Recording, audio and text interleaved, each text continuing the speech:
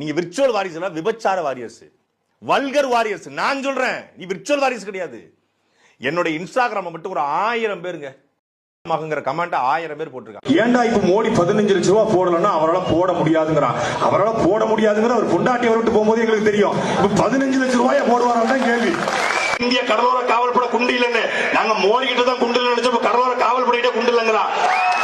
இந்த இடத்துல போட திராவிட பேர, போட கருணாநிதி, போட சோனியா மௌனே, சோனியா மௌனே அப்படி திட்டுங்க. இல்ல கட்சிராஜா,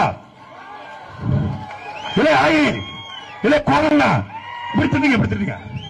போட ஸ்டாலின் பைத்தியக்கார பேர, போடா போட ஓபிஎஸ், இபிஎஸ் பாத்துக்க. இப்படித்தான் இவங்க உலகத்தின் ஆக அருவருக்கத்தக்க கெட்ட வார்த்தையே கருணாநிதி சோனியா தான் உலகத்தின் ஆக சிறந்த அருவத்துக்கு கெட்ட வார்த்தை. அதான்டா ஒழுக்கமான தலைவனின் வளர்ப்பு.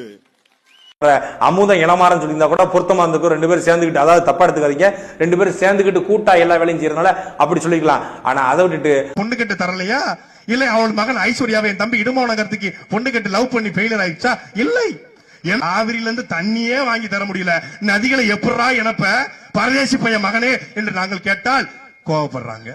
அப்படி கேட்க மாட்டோம். ரஜினிகாந்த் லூசி என்றோ, மெண்டல் என்றோ, பைத்தியம் என்றோ, அவன் ஒரு கேடுகட்டன் என்றோ, அவனோட கோமாளி என்றோ, அவன் ஒரு பிச்சைக்காரன் என்றோ நாங்கள் ஒருபோதும் மேடையில பேசுவோம்.